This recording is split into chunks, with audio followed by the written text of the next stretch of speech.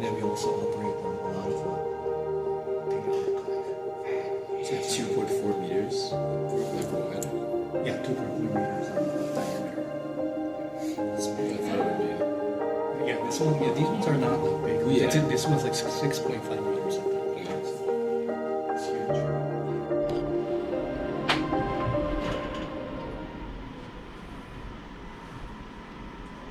So this is Caleb. This is what usually astronomers or any like professional people do. You think that they're working on something like cool, but like they just stare at the monitor. Yeah. and so like when people ask me what do you do for a living, especially when I get on a plane, I don't tell them I'm an astronomer because they're gonna like bother me for the whole time. So I just say, well, I answer emails. Yes, hello. My name is Sangmo Tony Sohn. Korean, it's Son Sangmo. And I'm a principal staff scientist working at the Space Telescope Science Institute. And to give a little bit of background about our institute, like we call it STSCI in short. And this is an institute that actually operates the space telescopes that were made by NASA, basically. So like the first space telescope we actually operated was the Hubble Space Telescope, which was launched in 1991. And now we are also operating the James Webb Space Telescope, which was launched in December 2021. So I'm part of the James Webb Space Telescope wavefront team, or it's also called the telescope team. So my responsibilities are to keep the pointing performance, like pointing for the telescope means where you want to see versus where the telescope is actually looking at. So that's kind of a very important aspect of the telescope, because we're looking at a very tiny part of the sky. It's really important to make sure that the telescope is pointing at the right area in the sky. So I'm part of that team, and I'm responsible for the pointing performance. For my work, I work on those kind of things for half of my time. The other half of my time, I actually work on do my own research on astronomy. So for the astronomy, I basically do research on how galaxies form and evolve through measuring their kinematics, like how they move around in space over time. So that's what I do. Even, I don't know, like my memory goes back to maybe like when I was 6 or 7 years old. I kind of thought, hey, the space is, I think a lot of kids are like that too, but when I was a small child, like I looked at the sky, when I saw the stars, I was always mesmerized. Looked at the moon, like, used my binoculars to look at the moon and like, wow, like how could that be in space? And I wish I could go there. It all started from there. And then I think, so I liked the movie Star Wars, and that kind of inspired me to maybe like, be more interested in space. And then when I was a student in high school, I kind of like, maybe that was the kind of like final decision. Hey, I really want to pursue a career doing this.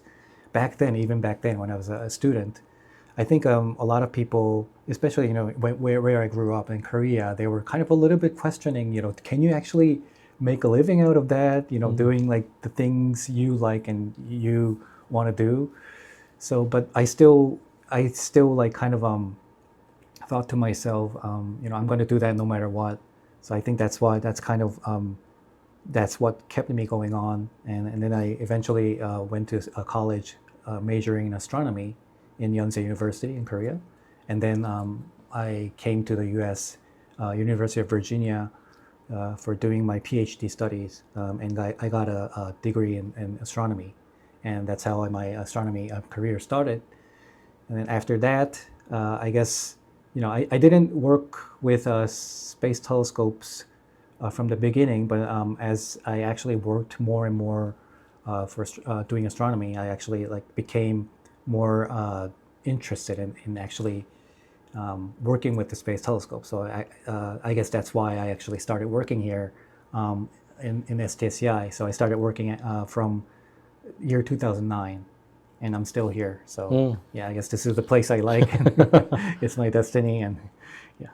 I think, and it's always hard to answer that question. But I think I think the most important aspect is okay, like if you're interested in astronomy or like space, studying astronomy and space is a very important thing. First of all, but I think what's more important maybe is like your imagination. So, in that respect, I think watching a lot of like science fiction movies and reading a lot of science fiction books. I enjoy reading science fiction books even now, like a lot. So I think those kind of keep your interest and imaginations going on, and eventually that will there are some times when you're going to be a little bit having a hard time in your life, and maybe like maybe you're questioning like, did I choose the right field, even if you actually started your career in astronomy or like space related. But I think that's those keeping your interest and imagination is the most important thing to kind of motivate yourself to stay in this field. Yeah, so that's my advice. In terms of the missions, I think we heard this from JPL actually, but like when they say deep space, anything beyond the Earth's the Earth orbit is like defined as deep space. But in astronomy, like where in my field, when you say like deep space or like distant universe, that's like way beyond that, like way beyond our solar system, and I guess like other galaxies, and some people. I personally don't work on. I personally work on a very close galaxies in astronomy standards, but some people work on like galaxies so distant that they are actually it's like they actually have to use the unit like light years, like 13.8 billion light years before like galaxies were first born, and James Webb telescope is actually looking at those galaxies, studying the details, how the universe was born, and then how they actually evolved to become the galaxies like this, like our galaxy, which our Earth resides on. So yeah, those kind of things. So that's basically astronomy. Yeah. The Hubble Space Telescope is a telescope that's orbiting around the Earth 7.5 times a day. Actually, like more than that, it's like 16 times a day. So anyway, it's a orbit that's the orbital height is about like 530 kilometers or something, and it orbits around the Earth, and then it points at some celestial objects for at most like 2,000 seconds or something like that. So it's not actually not a long time. So but Hubble Space Telescope is actually focused on observing the ultraviolet and optical lights. So when you say optical lights, it's exactly the lights our human eyes can see. Ultraviolet, on the other hand, is a shorter wavelength where like it actually is responsible for our like the suntan and everything, but like it's actually the telescope was built for observing those. James Webb Telescope, on the other hand, was built to observe the infrared universe, like much longer wavelengths, so lower temperatures. So that's why they actually designed it to not orbit around the Earth, because the Earth is too warm. But they had to actually launch the telescope all the way to about 1 million miles away from Earth. So that's about like 4 times the distance between the Earth and the Moon. It's called a second Lagrange point. So it's actually orbiting around from there.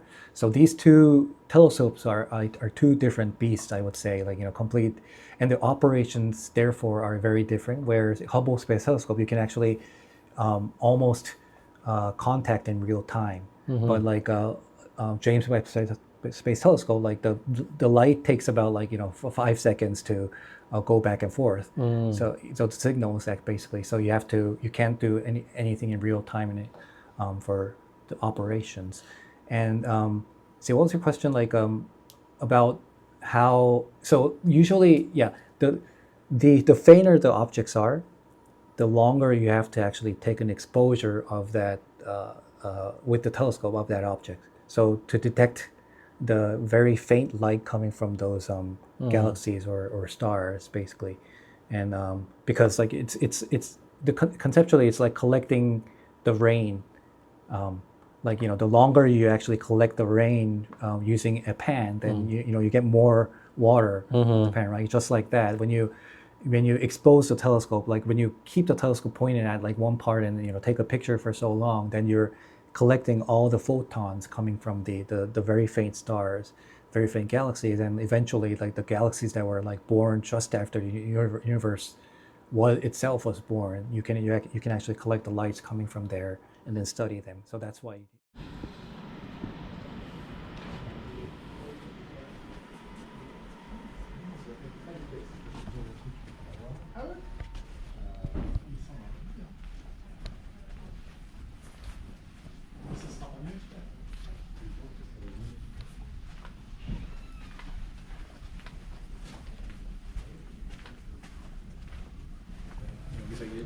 아, 저 뒤쪽에도 있긴 한데 저기는 이제 다른 사람들만 접근할 수 있게.